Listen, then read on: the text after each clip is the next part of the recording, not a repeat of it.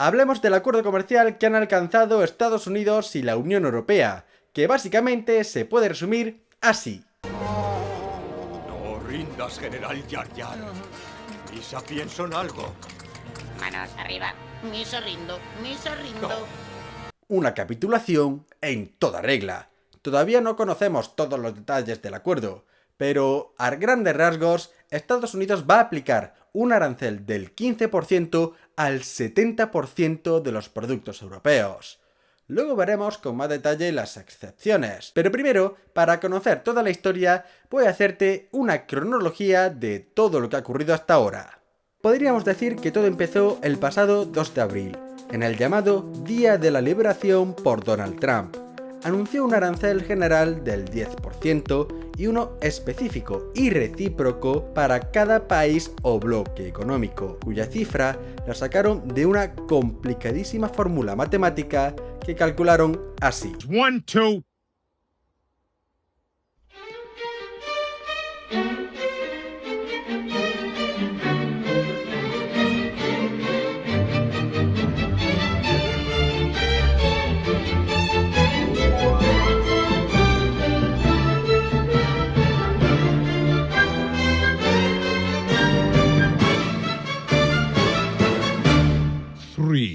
En la descripción dejo un enlace donde lo explican mejor, pero a la Unión Europea le cayó un 20%.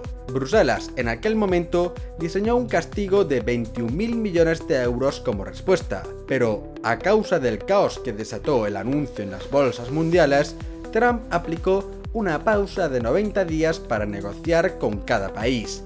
Y así llegó una carrera contrarreloj para lograr un acuerdo. These countries are calling us up, kissing my ass. They are dying to make a deal. Please, sir, make a deal. I'll do anything, sir. Los negociadores de la Comisión Europea lanzaron múltiples propuestas, pero todas son rechazadas. Entre medias, Estados Unidos y Reino Unido alcanzaron un acuerdo para aplicar solamente un arancel del 10% a los productos británicos. Para algunos en Bruselas, este acuerdo era inaceptable y decían que la Unión Europea nunca admitiría un arancel universal tan alto.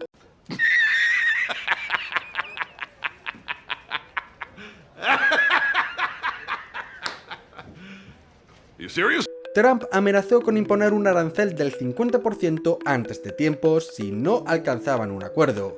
Al final lograron calmarle, pero esta presión fue suficiente para que la Unión Europea ya no viera con tan malos ojos un arancel del 10%.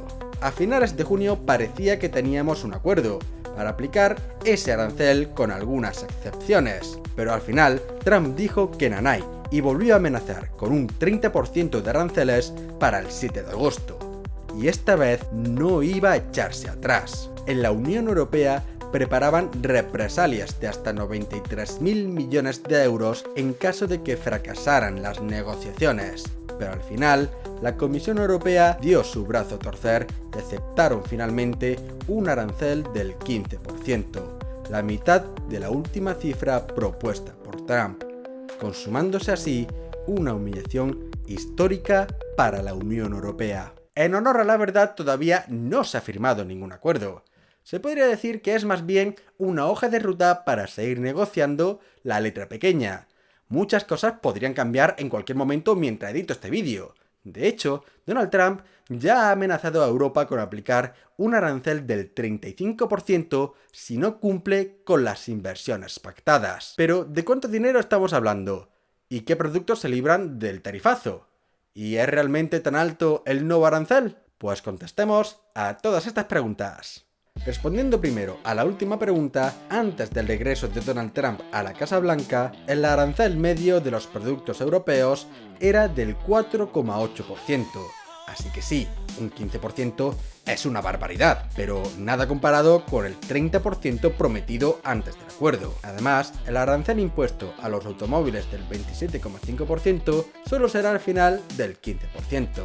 Y a cambio de concedernos una rebaja tan magnánima, Europa aplicará un 0% de arancel a los productos estadounidenses. Además, para reducir el tan cacareado déficit comercial, la Unión Europea se ha comprometido a comprar petróleo y gas por un valor de 750.000 millones de euros y a realizar otras inversiones de 600.000 millones de euros en empresas e infraestructuras estadounidenses. Sin embargo, también hablé de algunas excepciones. Bienes aeronáuticos, componentes de alto valor añadido como chips y semiconductores, aunque aquí Donald Trump ya ha vuelto a amenazar con aplicar un arancel de 100%, así que nunca se sabe, y algunos productos químicos quedan exentos del arancel. En el otro extremo, el acero y el aluminio, que mantendrán aranceles del 50%, pero desde Bruselas esperan llegar a un acuerdo de cuotas para que solo se aplique dicho gravamen si se superan las cantidades pactadas, pero esto aún está por ver. Alemania, sin duda, será el país más afectado por los aranceles. Y aunque la economía española no es tan dependiente de las exportaciones al mercado del tío Sam, sectores importantes de nuestra economía sí se verán resentidos, como los productos agroalimentarios del vino y el aceite de oliva o los transformadores eléctricos. Todavía desconocemos muchos detalles del acuerdo, y en este mismo momento pueden estar cambiando muchas cosas. Pero desde Hablemos SC estaré muy atento a cualquier novedad. Y ahora que ya conoces toda la historia, es el momento de ver cómo han reaccionado los medios de comunicación, políticos y economistas, tanto de izquierdas como de derechas. Por el bien del ritmo del vídeo, no voy a poner todas y cada una de las reacciones, sino muestras representativas, comenzando por los medios. La editorial del País destaca la extrema debilidad de Europa y ante la sumisión económica y militar ven absolutamente necesaria una reacción urgente para adaptar la Unión Europea a las amenazas actuales, mientras que El Mundo califica el acuerdo en su editorial como el menos malo de los pactos, asegurando que se fija una tarifa general asumible del 15% y que al menos aporta seguridad y certidumbre. En nuestra política nacional, Pedro Sánchez decía respaldar el acuerdo, aunque lo hace sin ningún entusiasmo. Y esto seguramente lo dice por ser el presidente del gobierno y estar comprometido con Europa, pero estoy seguro que si no fuera así, estaría echando peste del acuerdo, porque ya sabemos que Pedro Sánchez muy bien con Donald Trump no se lleva, por lo que sea. Mientras en el Partido Popular, su portavoz en el Congreso, Esther Muñoz, aseguraba que el acuerdo efectivamente no es el que más les gusta. Es evidente, decía, pero lo consideran un punto de partida para seguir negociando. Y si nos vamos a los extremos, desde Sumar cargaban duramente contra el acuerdo comercial. Es una sumisión sin precedentes y se perderán puestos de trabajo, decían así en un comunicado. Su líder, Yolanda Díaz, lo calificaba de magnífico error que supone entregar Europa a Estados Unidos. Y Vox, por su parte, reconoció a través de su portavoz nacional, José Antonio Fuster, que el acuerdo es más beneficioso para Estados Unidos y lo achacaba a los errores políticos cometidos en Bruselas por insultar a Donald Trump durante la negociación. En los gobiernos europeos, el canciller Friedrich Merz ha celebrado el acuerdo porque ha evitado el conflicto. La primera ministra italiana Giorgia Meloni también valora que el acuerdo es positivo y asegura que un 15% de arancel es sostenible, pero puntualiza que habrá que esperar a conocer los detalles. En Francia, ningún político, sea cual sea el partido, está contento. El primer ministro François Bayrou llegó a calificar el pasado 28 de julio como un día negro para Europa. Y el primer ministro húngaro Viktor Orbán también fue muy duro con el acuerdo, pero lo ha criticado alabando a Donald Trump. Vamos, nada nuevo bajo el sol del caballo de Troya oficial de la Unión Europea. Y en cuanto a los economistas, tanto los de izquierdas como los de derechas, por una vez, coinciden. Para Eduardo Garzón, el acuerdo es terrible y vergonzoso y deja muy mal a la Unión Europea porque no es nada equilibrado. Y el liberal Juan Ramón Rayo considera desastroso el acuerdo comercial, pero en ambos sentidos, porque salen perdiendo tanto las empresas europeas como los consumidores y empresas estadounidenses. Sin embargo, otro economista liberal, Daniel Lacalle, defiende que el acuerdo es positivo para Europa, porque fortalece el comercio, reduce barreras, amplía sectores sin aranceles y crea una alianza en defensa, energía y tecnología. Y ahora que ya conoces toda la historia y todos los puntos de vista, es el momento de dar mi opinión. Y realmente todos tienen un poquito de razón, incluso aquellos que la tienen por razones totalmente equivocadas. Y me explico. La humillación es clara, ahí estamos todos de acuerdo. Y es que Donald Trump ha impuesto lo que ha querido y no ha hecho casi ninguna concesión. Y Europa lo ha aceptado, casi sin rechistar. Von der Leyen lo ha vendido como el mejor acuerdo posible, cosa con la que discrepo totalmente. Es que solo hay que ver hace unos meses que Reino Unido consiguió un acuerdo comercial para aplicar solo el 10% del arancel. Y muchos políticos europeos lo vendían como un acuerdo de mierda. Y ahora no lo ven con tan malos ojos. Pero ahora hablemos de cuál habría sido la alternativa, que no es otra que entrar en una guerra comercial directa con Estados Unidos. Y aquí hay que dejar una cosa clara. Esta habría sido la salida más digna, sin duda. El plantarle cara a Donald Trump, el demostrarle que Europa no se arrodilla ante nadie y mostrar que es preferible morir de pie que vivir de rodillas. Pero la izquierda ha denunciado que este acuerdo comercial va a costar muchos puestos de trabajo, pero en una guerra comercial directa se habrían perdido muchas más empresas y empleos. En las normas de la guerra hay que saber en qué guerra meterse, y solo hay que empezar una si se puede ganar. Y aquí estaba totalmente perdida. Si hemos perdido una negociación, imaginaos una guerra con Estados Unidos, que es mucho más poderosa económicamente. Y es que no podemos pensar en cortar todas las relaciones económicas con Estados Unidos cuando llevamos décadas dependiendo de él, cuando muchas de nuestras empresas tienen un comercio abierto con Estados Unidos. Venden muchos de sus productos a Estados Unidos. Y si ahora de repente los cortas de raíz, quiebran.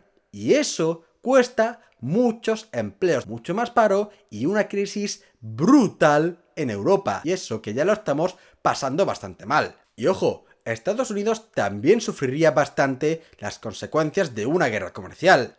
Pero sería un sufrimiento equivalente al que está teniendo Rusia en la guerra de Ucrania, con la diferencia de que Europa no tiene una gran potencia que la respalde, como sí que la tiene de momento Ucrania. A menos que nos subordinemos a China. Y no creo que queramos eso, ¿verdad? Aunque bueno, algunos creo que sí querrían. La cuestión es que no podemos cortar bruscamente las conexiones económicas que tenemos construidas con Estados Unidos desde hace décadas. Eso sería un auténtico desastre. Aquí muchos hablan que Europa tiene que aspirar a ser una gran potencia. Y sí, estoy totalmente de acuerdo con ese objetivo, para poder así tomar nuestras propias decisiones sin que nadie nos diga lo que tenemos que hacer y decidir así nuestro propio destino. Pero es que la Unión Europea ya pensaba que era una gran potencia hasta que despertó con la invasión rusa de Ucrania. Hasta entonces Europa, que siempre ha sido muy rica, pensaba que con el dinero era suficiente para evitar guerras y poder influir en las decisiones de otros países. Y sí, es cierto que el dinero es muy importante. Pero al final eso no lo decide todo. Si Europa quiere aspirar a ser una gran potencia, que no dependa de Estados Unidos ni de nadie, tiene que empezar a cambiar muchas cosas. Tiene que eliminar muchas regulaciones que están lastrando a las empresas europeas. Tiene que empezar a invertir de verdad en empresas innovadoras, en nuevas tecnologías. Tiene que buscar nuevos socios comerciales, nuevas relaciones comerciales. Tiene que aplicar muchas reformas en las instituciones europeas para que sean más eficientes. Pero todo esto, en el mejor de los casos, de que se cumpla todo, tardará décadas. Y no podemos ahora mismo dejar de depender de Estados Unidos por mucho que nos duela. Y de verdad que a mí me duele que tengamos que depender de Estados Unidos. Sobre todo del señor Donald Trump. Y por supuesto, Europa tiene que empezar a rearmarse, tiene que gastar más en defensa. Y esto es una realidad, porque ya hemos visto que el resto de potencias no nos hacen ni puto caso. Sí, tenemos mucho dinero, pero realmente no tenemos ninguna capacidad de influencia. Si ahora mismo Estados Unidos quisiera invadir Groenlandia, ¿quién la iba a detener? Si la izquierda quiere que dejemos de depender de Estados Unidos, no queda otra que gastar más en defensa. Punto. Porque hemos visto que con palabras bonitas y con mucho dinero no vas a convencer a China, a Rusia o Estados Unidos de que no influyan en tus intereses. Pero para poder conseguir todos esos objetivos es necesario que en Europa haya más unidad. porque la unión hace la fuerza y la división nos debilita. Y eso es lo que quiere Donald Trump, debilitar la Unión Europea, destruirla, porque sabe que un bloque económico tan grande, con tanto potencial, puede perjudicar mucho a los intereses de Estados Unidos. Y es que imaginaos, si en vez de una gran Unión Europea, Donald Trump pudiera negociar acuerdos comerciales uno por uno con cada uno de los países. Es que pensando en España, con el gobierno actual, que no se lleva precisamente bien con Donald Trump por lo que sea, nos podría poner un 50% de arancel fácilmente, o más. Y por eso, una Unión Europea fuerte es importante, muy importante.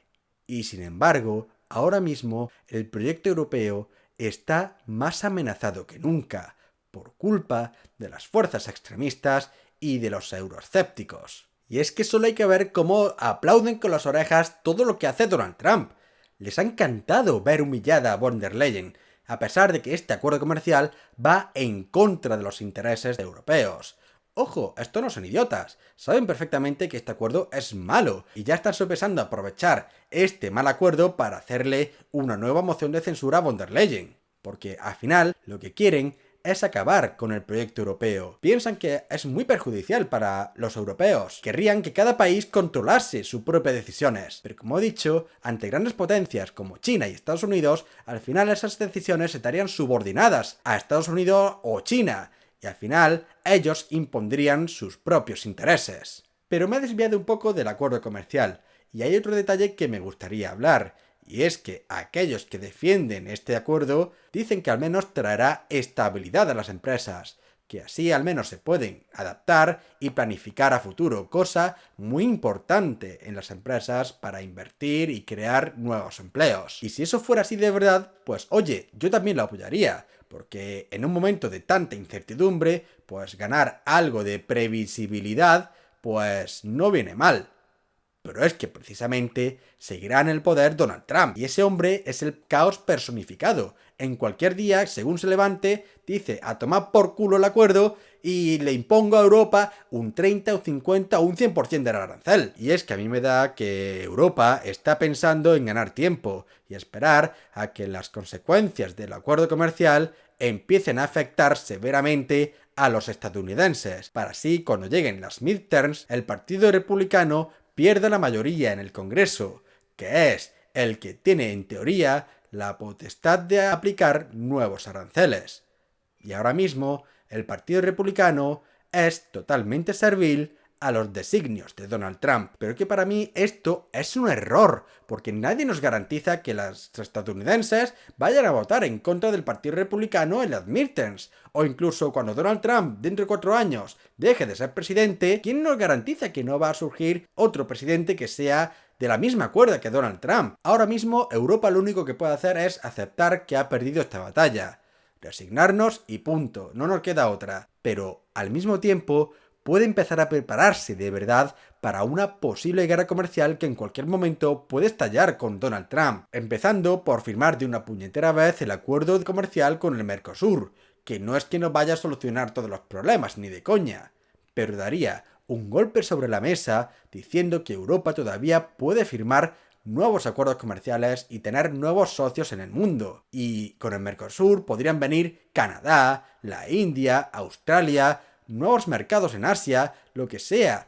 Todo para ir diversificando nuestra economía y que nuestras empresas puedan ir poco a poco eliminando la dependencia que tiene actualmente del mercado del tío Sam.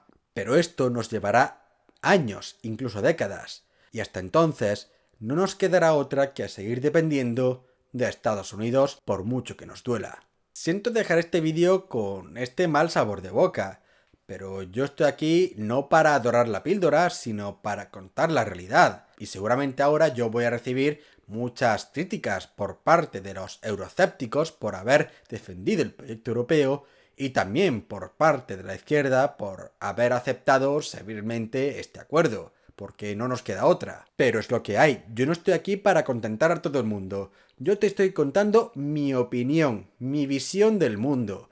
Y como muchas veces digo, yo no tengo la verdad absoluta y me puedo equivocar en muchas cosas. Por eso, si no estás de acuerdo conmigo, o sí y quieres compartir tu opinión, dímelo en comentarios. Abramos debate pero siempre con respeto, por favor. Y dicho todo esto, muchas gracias por llegar hasta aquí. Dale un buen like si te ha gustado este vídeo, compártelo con tus contactos y si te gusta el proyecto, no dudes en suscribirte a mi canal y en seguirme en todas mis redes sociales. Nos vemos en el siguiente vídeo. ¡Hasta la próxima!